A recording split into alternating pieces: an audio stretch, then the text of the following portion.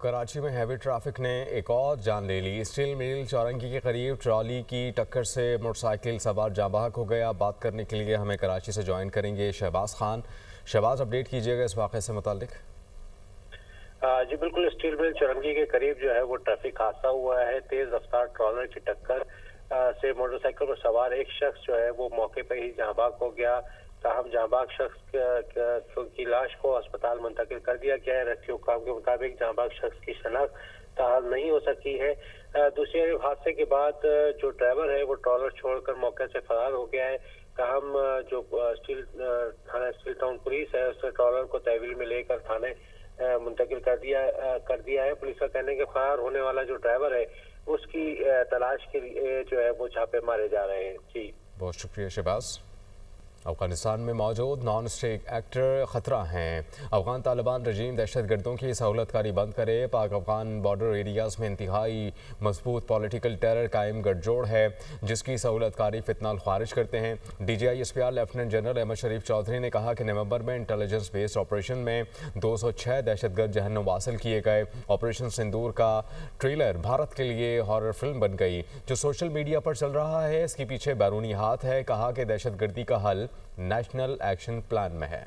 D G I S P R lieutenant general Ahmed Sharif Chaudhry نے senior صحافیوں سے ملک کی سلامتی کے امور پر گفتگو میں کہا کہ افغانستان سے دہشت گردوں کی پاکستان میں دراندازی کے لیے افغان طالبان مکمل سہولت کاری کرتے ہیں۔ افغانستان میں موجود نان اسٹیٹ ایکٹر خطرہ ہیں۔ افغان طالبان رجیم دہشت گردوں کی سہولت کاری بند کرے۔ پاکستان کا افغان طالبان رجیم سے مطالبہ ہے کہ وہ ایک قابل تصدیق میکانزم کے تحت معاہدہ کریں۔ 2021 کے بعد ایک اسٹیٹ بننی تھی، ایک نارمل گورنمنٹ بننی تھی، وہ اس میں اپنے آپ کو وہ non state actor which is Afghan Taliban has not been able to convert itself، اور وہاں پہ انہوں نے طرح طرح کے نان اسٹیٹ ایکٹرز ہیں وہ پالے ہوئے ہیں۔ اب وہاں پہ ایک رجیم بیٹھ گیا ہے which is a non-representative regime۔ Pakistan کی پوزیشن was absolutely clear، وہ یہ تھی کہ جی ہمیں آپ نے یہ جو ٹیررزم ہے اس کو آپ پیٹرنائز کرنا بند کریں۔ لیفٹیننٹ جنرل احمد شریف چودھری نے کہا کہ پاک افغان بارڈر انتہائی مشکل اور دشوار گزار راستوں پر مشتمل ہے۔ ان بارڈر ایریاز میں انتہائی مضبوط پولیٹیکل ٹیرر کرائم گٹھ جوڑ ہے جس کی سہولت کاری فتنہ الخوارج کرتے ہیں۔ دنیا میں بارڈر مینجمنٹ ہمیشہ دونوں ممالک مل کر کرتے ہیں۔ بارڈر مینجمنٹ پر سیکورٹی اداروں کے حوالے سے گمراہ کن پروپیگنڈا کیا جاتا ہے۔ ہر بار ایک بیانیہ بنایا جاتا ہے کہ جی بارڈر پہ تو ایف سی کھڑی ہے، بارڈر پہ تو فوج کھڑی ہے، وہاں سے اگر جو ہے ٹیررسٹ آ رہے ہیں، تشکیلیں آ رہی ہیں تو کیوں آ رہی ہیں؟ یہ ہے بارڈر جس کا ذکر کرتے ہیں کہ جی بارڈر پہ ایف سی لگی ہے، فوج لگی ہے، اور یہ ہیں وہ پوسٹیں at a distance of average 20-25، کہیں 15 کہیں 20 کلومیٹر۔ پھر کہتے ہیں کہ جی یہاں سے جو ہے نا اس کو ایسا ہرمیٹیکلی سیل کر دیں کہ ادھر سے پرندہ بھی نہ پر مرے۔ اس کو آپ فینس کہتے ہیں، اس کی کوئی ویلیو نہیں ہوتی ہے ملٹری ٹرم میں۔ سینئر صحافیوں سے گفتگو کرتے ہوئے D G I S P R کا کہنا تھا کہ پاک فوج نے نومبر میں دہشت گردوں کے خلاف 4910 انٹیلیجنس بیسڈ آپریشنز کیے، جن آپریشنز میں 206 دہشت گردوں کو جہنم واصل کیا گیا۔ نان کسٹم پیڈ گاڑیاں خودکش حملوں میں استعمال ہوتی ہیں۔ 4 نومبر سے ہم نے 4910 انٹیلیجنس بیسڈ آپریشنز کی which is coming to 233 intelligence based operations per day. So the intensity of the counter-terrorism effort, the kinetic counter-terrorism effort is going up. 233 per day. اس دوران 206 terrorists were killed. 4 لاکھ اگر آپ کی naan custom paid گاڑی صوبے میں پھر رہی ہے تو اس کو کیوں نہیں روکتے؟ اس کو کس نے روکنا ہے؟ Non custom paid vehicle is part of this political terror crime nexus. D G I S P R نے کہا کہ ہندوستان میں خود فریبی کی سوچ رکھنے والی قیادت کی اجارہ داری ہے۔ بھارتی آرمی چیف کا کہنا ہے کہ آپریشن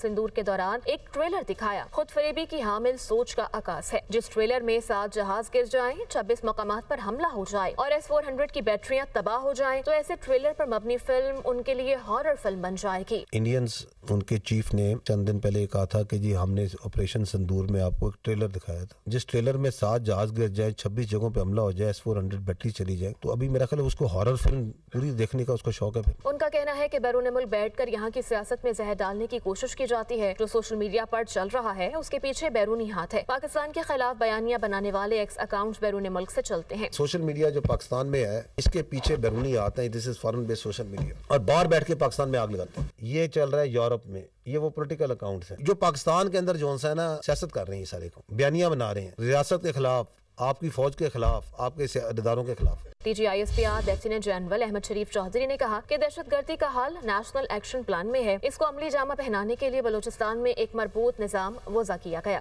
پاکستان اور افغانستان کے درمیان جنگ ہوتے ہوتے رہ گئی. بھارت کو سبق سکھا سکتے تھے تو افغانستان ہمارے لیے کچھ نہیں.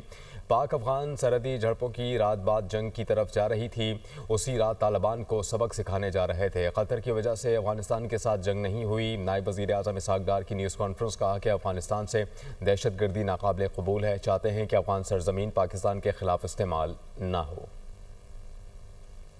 پاکستان کا سٹینس ہوتا ہے. اس کی دو فارمیٹ ہوتی ہیں. ایک تو نیرو فارمیٹ ہوتی ہے جو کہ پرماننٹ ممبر ہیں ان کی ہیڈز آف گورنمنٹ کی میٹنگ. ایک ایکسپینڈڈ فارمیٹ ہوتی ہے جس میں جو گیسٹ یا آبزرور انوائٹڈ ہوتے ہیں وہ پھر اس میٹنگ میں وہ بھی ایڈ ہو جاتے ہیں. تو دو حصے ہوتے ہیں اس کے سیگمنٹ.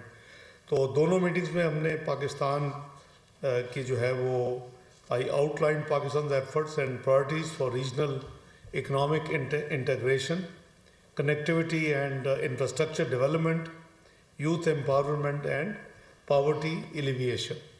تو یہ میری وہاں بیسیکلی جو تھی contribution on behalf of Pakistan. Moscow میں جو council of heads of government کی میٹنگ جب ختم ہوئی تو it considered and approved 11 decisions. We adopted a joint communique that outlined strategic guidance for future work of SCO in the economic cooperation. ہماری میٹنگ پریزیڈنٹ پیوٹن سے Kremlin میں ہوئی اور اس میٹنگ میں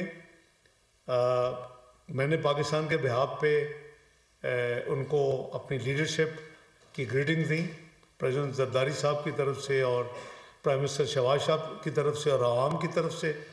اور ان کو میں نے ریمائنڈ کروایا کہ ان کو ہم نے انوائٹ کیا ہوا ہے پاکستان. ناظرین، پاک بحریہ کی جانب سے سمندری طوفان داتوا کے باعث سری لنکا کو فوری امداد کی فراہمی. ISPR کے مطابق PNSF کولمبو میں انٹرنیشنل فلیٹ ریویو 2025 میں شرکت کے لیے بندرگاہ پر موجود ہے. PNSF نے سمندری طوفان داتوا کے پیش نظر فوری امدادی کارروائیاں کی. متاثرہ خاندانوں کی امداد کے لیے سامان سری لنکا حکام کے حوالے کیا. امدادی سامان میں غذائی اشیاء، تیار کھانا، خشک راشن اور فرسٹ ایڈ کٹس شامل.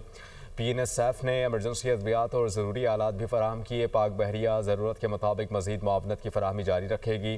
PNSF کی امدادی کوششیں دوست ممالک کے ساتھ یکجہتی کے جذبے کی عملی عکاس ہیں. قومی انسداد دہشت گردی مرکز میں عراقی فوجی دستوں کی تربیت اختتام پذیر. عراقی فوجی دستوں کی تربیت 24 ستمبر سے 29 نومبر تک جاری رہی. ISPR کے مطابق 446 تربیت یافتہ جوانوں کے تیسرے بیچ کی گریجویشن تقریب کا انعقاد کیا گیا. پاک فوج کے سینئر افسران اور عراق کے فوجی نمائندگان کی شرکت. دونوں ممالک کے دستوں نے پوری تربیت کے دوران غیر معمولی پیشہ ورانہ مہارت کا مظاہرہ کیا. تربیتی پروگرام کا بنیادی مقصد دہشت گردی کے خلاف صلاحیتوں میں اضافہ کرنا تھا. ISPR نے مزید بتایا تمام تربیتی اہداف کامیابی سے حاصل کر لیے گئے. تربیتی پروگرام سے پاکستان اور عراق کے دیرینہ عسکری تعلقات مزید مضبوط ہوئے. تربیتی پروگرام سے دونوں ممالک کی علاقائی سلامتی اور مشترکہ دفاعی تیاریوں کے عزم کی تجدید ہوئی.